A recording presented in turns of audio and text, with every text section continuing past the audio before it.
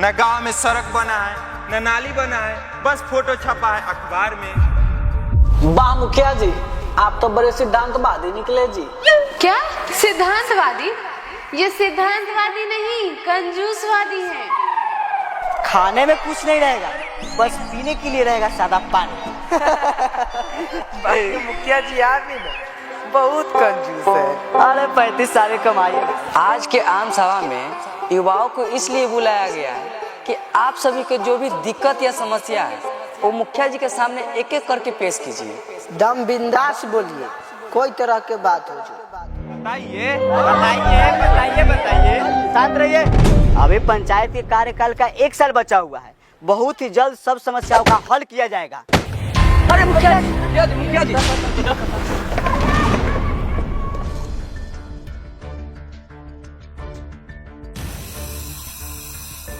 मुखिया जी को फुटबॉल से किसने मारा? अरे आप लोग बताइएगा कि मुखिया जी फुटबॉल लेके घर जाए। तुम हद आदमी हो यार, मुखिया जी के चोट लग गया, तुम लोग फुटबॉल के पीछे पड़े हो। भैया अब झंझटपुर में झगड़ा होगा, घेवरा होगा। है मुखिया जी, उतना का सोच रहे हैं? किसी ने जानबूझ के नहीं मारा है, वो बच्चा लोग को देख रहे हैं, उसी सब से धोखा से लग गया है। अब पंचायत में पढ़ाई लिखाई के लिए कोई अच्छा स्कूल नहीं है, तब बच्चा लोग क्या करेगा? ऐसा ही खेलते कूदते चलता है। सही कह रहा है भैया। एगो स्कूल भी है कि इतना ना दूर है कि बच्चा लोग के जाते जाते छुट्टिए हो जाता है। आज का आम सभा समाप्त किया जाता है, सभी समस्या का समाधान किया जाएगा।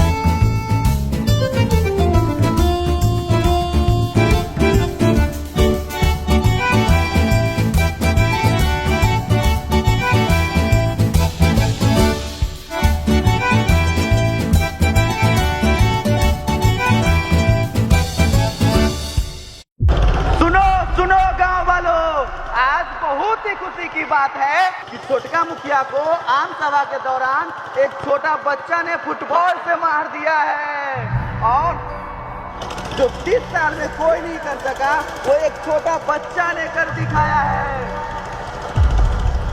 सुनो रमेश भाई, छोटका मुखिया के तो फुटबॉल से मार बैठल है। अहो अब तो जुलूम होता है। केकर लइकवा मार दल के मुखिया जी के फुटबॉल से। अरे छोटका मुखिया फुटबॉल से मार दिले। हाँ भले मार दिले यार। ठीक तो कल या कोई काम तो करते न रहले जा।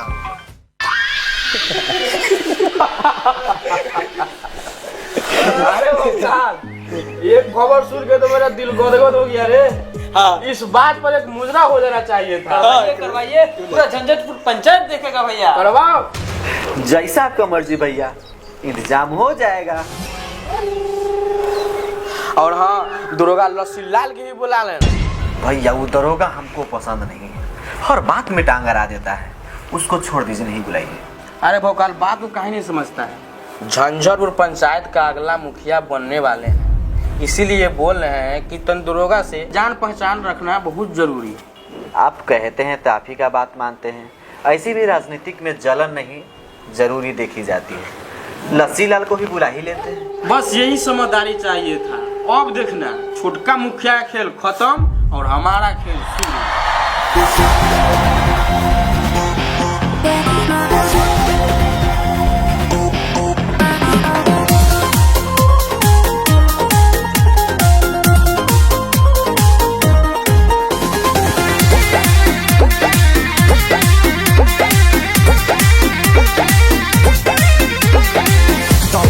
तबाई नथुनी के नखरा कम जवानी भइल बला खरा। अच्छा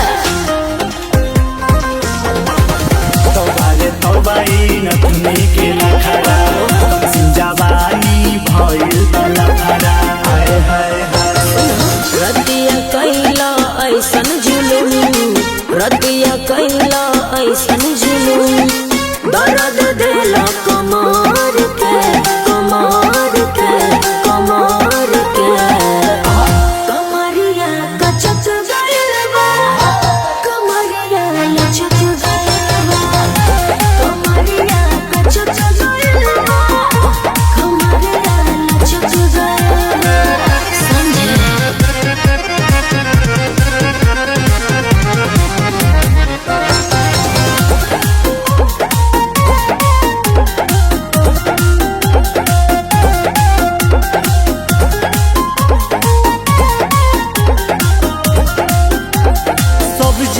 पागल भइले तोहर जवानी के फेरा में अरे जाना चक्कर में तू बड़ा ए बाबू समझो तनी तोहरो खेला के सब जिला पागल भइले तोहर जवानी के फेरा में जाना चक्कर में तू बड़ा ए बाबू समझो तनी तोहरो खेला के सुते न देला रतिया हमके सुते न देला रतिया हमके तोड़ देला पलंग के पलंग के पलंग के कमरिया कचक गइल बा कमरिया लचक गइल बा कमरिया कचक गइल बा कमरिया लचक गइल बा।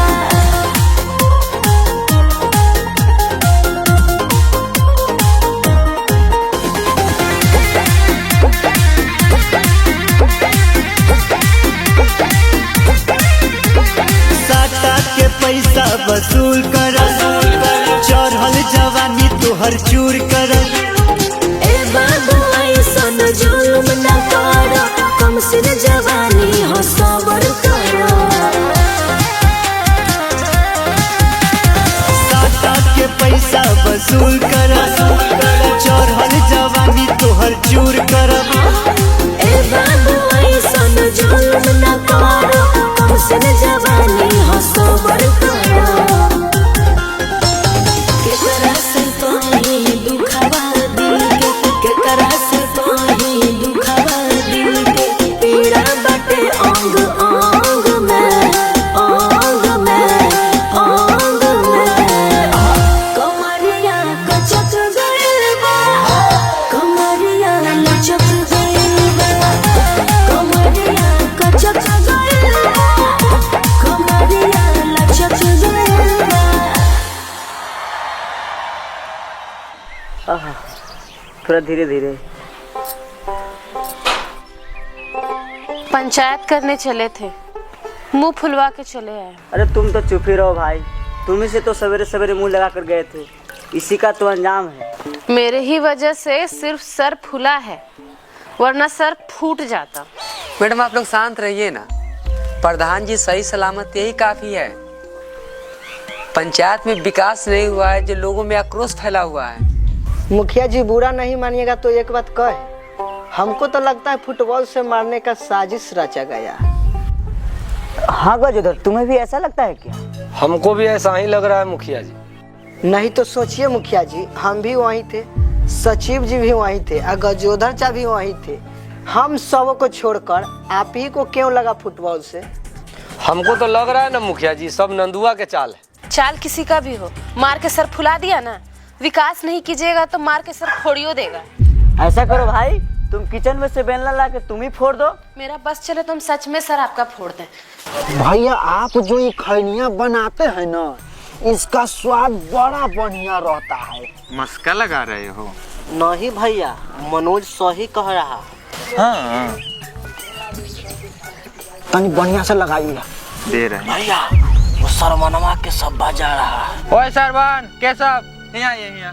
भैया ये दोनों है छोटका मुखिया के कट्टर सपोर्टर और समाज के गद्दार। अभी गद्दार को सुधार बनाते हैं।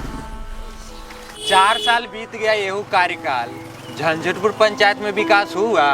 तो हम ही मुखिया आइले हो जो हमरा विकास से मतलब है। ये देखो महाबुर्बक के, अरे वोटर तो हो ना जी। तुम सब पढ़ल लिखल आदमी आगे नहीं आएगा तो अनपढ़ आएगा विकास खोजने के लिए हैं? हाँ तो बताइए हम सब क्या करें? हम सब तो कमाने खाने वाला आदमी हैं, हम लोग को विकास से क्या मतलब है? अरे सब लोग पंचायत में यही बोलता है।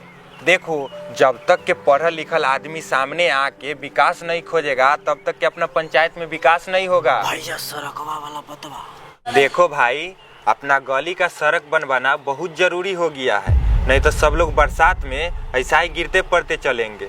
आप सही कह रहे हैं नंदू भाई। काले बुधना के साली वह कीचड़ में गिर गई थी। लेकिन नंदू भैया पर सड़क बनवाएगा कौन भैया?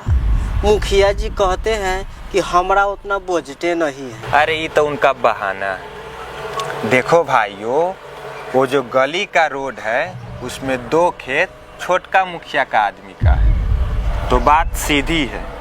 अगर आज उनसे रोड नहीं बनवाएगा तो मोटका मुखिया चुनाव जीत भी जाएगा ना तो सड़क नहीं बनवाएगा। सड़क तो छोड़ो, रास्ता भी नहीं चलने दे सकते हैं। एकदम सही कहे नंदू भाई। जब मोटका मुखिया चुनाव जीत जाएंगे ना तो रोड तो बनवा ही देंगे, बस उसके लिए जमीन मिलना चाहिए। सही कहे भैया। याद है रे? क्या? जानते हैं भैया, पिछली बार मोटका मुखिया विधायक के फंड से सोलिंग करवा रहे थे, लेकिन छोटका मुखिया के आदमी रोक दिया। हाँ, वहाँ पे तो अब घास उपज गया है। आ गए ना लाइन पे? तो आप ही बताइए हमें सड़क बनवाने के लिए क्या करना पड़ेगा? अरे तुम दोनों जाओ छोटका मुखिया कौन और उनसे बोलो कि आप ही के आदमी धनी राम और दीनदयाल सड़क नहीं बनने देता है। अच्छा, जो आप हमसे कह रहे हैं आप खुद जाके काहे ना उनसे कहते हैं? अरे हमको उनसे मतभेद न भेल है, हम लोग वहाँ जाते हैं जी। ना, सब हाले पैदा नहीं होता है। ठीक है तो चलते हैं। ठीक ठीक, जाइए जाइए। और चाय पानी पर पिछल मत जाना, फाइनल करके आना। अरे आप चिंता नहीं कीजिए। एक चाय बोला जाए? हाँ भैया बोलिए, बड़ा ठंडा के भी दिन है। एक को बिस्कुट वो मंगवा दीजिए। अच्छा ठीक है, मंगवा देते हैं।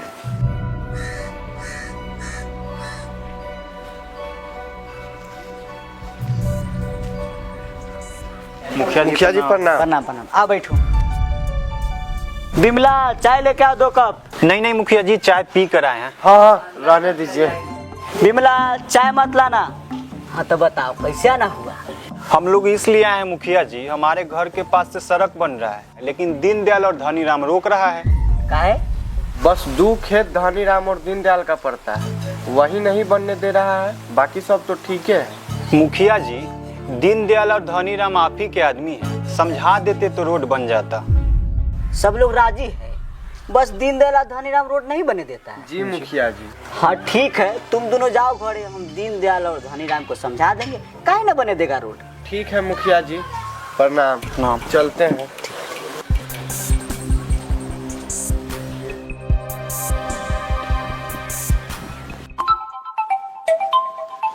Hello hello Deendayal. हाँ मुखिया जी प्रणाम। प्रणाम प्रणाम। एक काम करो, तुम और धनीराम आओ तो हमारे घर पे।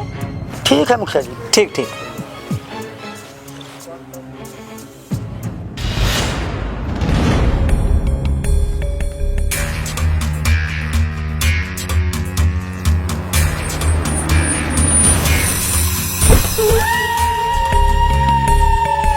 अरे भाग क्यों रहे हो भाई? अरे यही तो गरीबों के मसीहा है। आओ वापस आओ। प्रणाम मुखिया जी। प्रणाम प्रणाम। आइए बैठिए बैठिए। आइए नहीं बैठिए नंदू। बबलू, हम इंसान नजर आ रहे हैं कि ना? हमको तो हाथी नजर आ रहे हैं। जनता लोग आ गए। अच्छा एक बात बताइए, हमको देख कर इतना डरते कहाँ हैं आप लोग? आपको देखकर नहीं मुखिया जी, आप वाला बंदूकवा देख करके डर गया है सब लोग। ठीक है, आज के बाद हम बंदूक नहीं लाएंगे, ऐसा ही आएंगे। देखा भाई लोगों, आप लोगों ने मुखिया जी का दिल। जब आप लोगों को बंदूक से डर लगने लगा तो मुखिया जी अपना जान के बिना परवाह किए हुए बंदूक त्याग दिए। पंचायत में ऐसा ही घूमेंगे। ए लड्डू, मुखिया जी ला तगड़ा चाय बना के लाओ तो। अरे मेरे लिए नहीं, सब के लिए बनवाओ। अभी बनाते हैं मुखिया जी। मैं लड़ाई लड़ने नहीं आया हूँ। बस ये बताने आया हूँ कि पिछले 30 सालों में विकास तो आया पर छोटका मुखिया घर तक ही रह गया। सही कह रहे हैं मुखिया जी, हमारे गली का सड़क झूला की तरह हो गया है, कभी ऊपर तो कभी नीचे। और नाले का तो पता ही नहीं है, लोग ऐसे गंदा पानी खेतों में बहा रहे हैं। अरे भाई मैं दबंग जरूर हूँ, लेकिन गांव के काम के लिए, ना कि गांव वालों पर। ये बात आप एक नंबर बोले हैं मुखिया जी। छोटका मुखिया का गुस्सा ज्यादा आता है, हम तो सिर्फ काम से प्यार करता है। उनका हाथ उठता है डांटने के लिए और मेरा हाथ उठता है नाली सड़क मापने के लिए। वाह मुखिया जी, यही से तो हम लोग आपका सपोर्ट कर रहे हैं। सही बात। मुखिया जी आप तो अच्छे लगते हैं, लेकिन छोटका मुखिया से बड़ा डर लगता है। गरीब आदमी नू है भैया, थोड़ा डर तो लगबे करेगा। अरे डर तो तभी लगता है उस दिल में गलती हो, हमारा दिल तो एकदम साफ है। तभी तो मोटाते जा रहे हैं मुखिया जी। अरे इस बार विकास बोलेगा, डर नहीं चलेगा। कितना हुआ लड्डू चाय का पैसा रे? आपका 5 रुपया हुआ मुखिया जी। अरे सब के बोलो। तब 100 रुपया हुआ। आओ ले जाओ। हम सब तो अपना तरह से फुल सपोर्ट कर। हाँ हम लोग का तो पूरा सपोर्ट है ये। बस आप लोग से एक ही एगो निवेदन है, एक बार मौका दे। जी मुखिया जी। चलो लड्डू। मोटका भैया जिंदाबाद जिंदाबाद जिंदाबाद। मोटका भैया जिंदाबाद जिंदाबाद जिंदाबाद। मोटका भैया जिंदाबाद जिंदाबाद जिंदाबाद। मोटका भैया मत घबराना, मोटका भैया मत घबराना। हम तुम दोनों की इसलिए बुलाए हैं कि सरवनवा के सब्बा के घर के पास से रोड निकल रहा है, वो रोड को नहीं बनने देना है। अच्छा। सुने हैं कि 2 खेत तुम्ही दोनों का उसमें है। हाँ मुखिया जी, दोनों खेत हमरे साथ। तो वो सड़क नहीं बनने देना है। लेकिन मुखिया जी रोड बन जाते तो हमरा दोनों के साथ साथ गाँव वाला के ना फायदा होता। ये देखो महामूर्ख, अरे तुमको भी रोड की जरूरत है, अभी खेती बाड़ी करो। अब वैसे भी तुमको रास्ता से काम चलिए जाता, तो क्यों बेवजह के खेत बर्बाद करेंगे रोड में देकर? वैसे भी उसे हमको वोट नहीं दिया है। ठीक है मुखिया जी, अपने के जैसा विचार। ठीक है मुखिया जी, अब निकलो।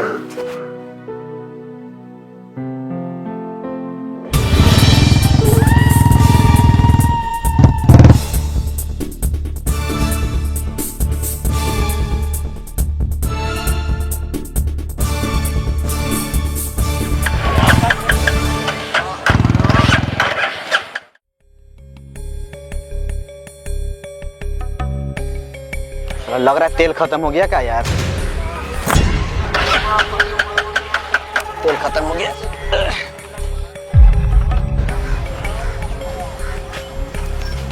ए गोलू, जल्दी से 1 लीटर पेट्रोल दोता, हमारा लेट हो रहा है जाने में। पहले पिछला पैसा दीजिए भौकाल भैया, आप उधार पर उधार लेते जा रहे हैं। ये मेरा दुकान है, आपका बैंक नहीं।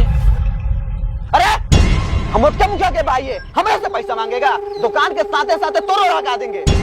भाई चाहे मोटका मुखिया के रहिए चाहे छोटका मुखिया के रहिए, पहले पैसा दीजिए उसके बाद तेल लीजिए। वैसे नहीं मानेगा। पेट्रोल देगा कि नहीं तू रे?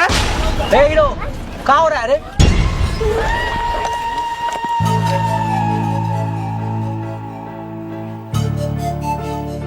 चौक पर भी दंगा, कहीं फिर से भौकाल जी उधारी का आतंक तो नहीं फैला रहे हैं? दरोगा जी आप हमारे बीच नहीं आइए, नहीं तो बहुत बुरा हो जाएगा। क्या बुरा होगा रे? कह रहे हैं ना, बीच में नहीं आइए नहीं तो बहुत बुरा हो जाएगा। इतना आकर मत दिखाओ हीरो, वरना जबरन पेट्रोल मांगने और दुकानदार से हाथापाई करने के जुर्म में सीधा अंदर डाल देंगे। और रोज सुबह शाम 2 डंडा गुआरा 2 डंडा पिछवाड़ा लगेगा ना, तो बनते रह जाएगा मोटका मुखिया के भाई। ठीक है, 1 लीटर के जगह 50 रुपया के दे दो, बाकी बचेगा से बाद में ले लेना। पहले 50 रुपया दीजिए, अब पेट्रोल बाद में मिलेगा।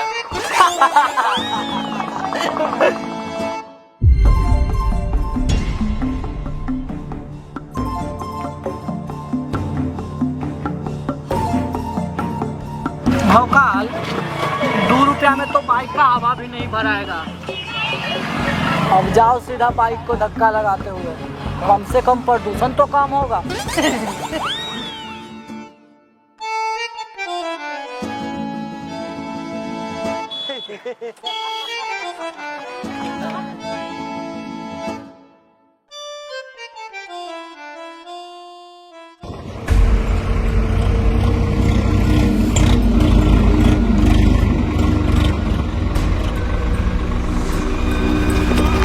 रुक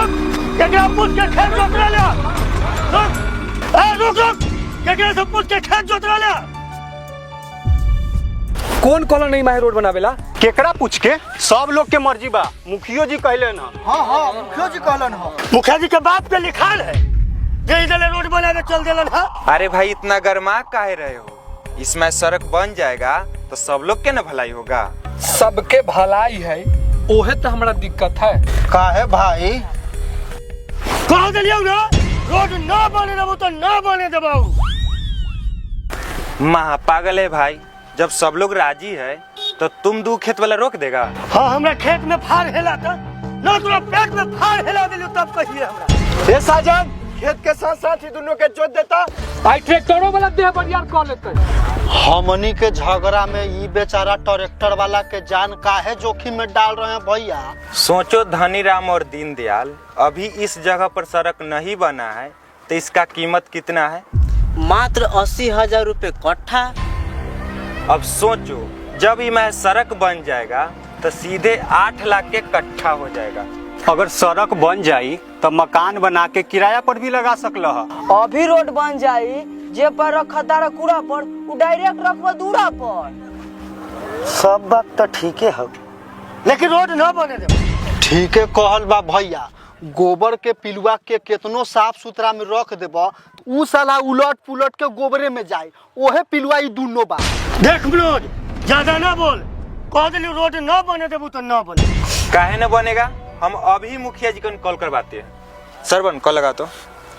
रे सरवन, तू मुखिया के फोन लगा ले चाहे विधायक के, कह दिलियो ना कि रोड ना बनतो तो ना बनतो।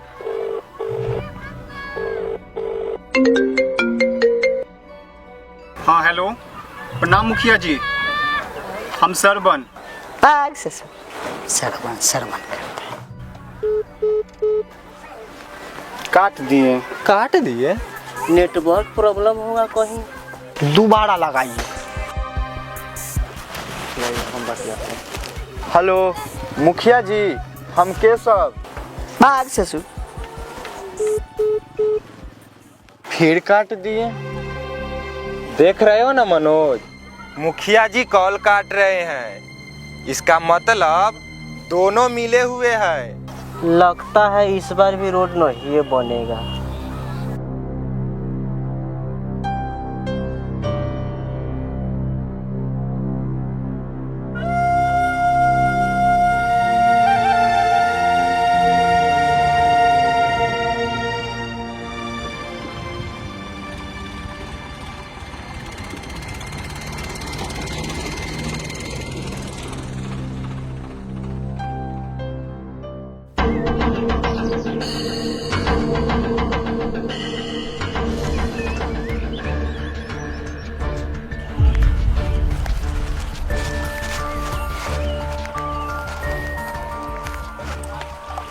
क्या हुआ है भोकाल, गाड़ी टाटते लाया है हो? क्या हुआ है रे, कुछ बोलेगा? सब आपके वजह से हो रहा है, बोलिए मत। क्या हुआ है मेरे वजह से? आज गोलुआ 1 लीटर तेल उधार नहीं दिया है, चौक पर से गरी के धक्का मारते हुए आ रहे हैं। जैया से जितना भोकाल मचाए थे ना, सारा मजाक के बदल गया है। लोग थूकता है हम पे, और इसका वजह कोई और नहीं है, सिर्फ आप है। हम का किए हैं बे? हम क्या किए बे? न आप चुनाव लड़ते न हम इतना शरीफ बनते। एक गोलुआ जितना फरफरा रहा था ना, न तो कब तक गोली मार देते। अरे शांत रहो भोकाल, शांत। एक बार सिर्फ खाली चुनाव जीत जाने दो, बाकी सबका हिसाब हो। हमको चुनाव नजर नहीं आता है, हमको खाली आप नजर आते हैं। नहीं तो इस सिक्सर के 6 गोली कखनी छाती में उतार देते। अरे शांत रहो, शांत। अब पैसा तो तुमको दिए थे ना? मेरा पर्स घर पे छूट गया था। कहाँ जा रहा था जो घर पर छोड़ दिया था पर्स? मिलने जा रहे थे जनता सबसे। भोकाल बबलुआ बोल रहा है जो सही बोल रहा है। जी भैया जी। देखो भोकाल, बस चुनाव भर जनता लोग से नरमी से बात करो, गर्मी से ना, बस चुनाव भर।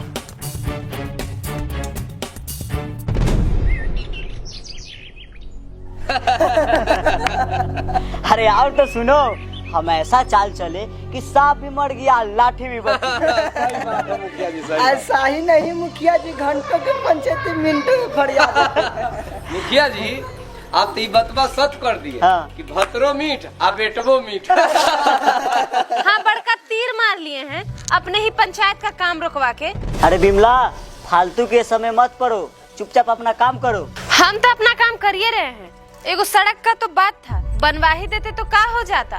अरे तुम तो जानवे करती हो कि सड़क बनवाने के लिए हमको पास उतना बजटे नहीं। अरे छोड़िए, ये सड़क उड़क आपसे नहीं बनेगा, आपका पूरा खानदाने मक्खी चूस है। विमला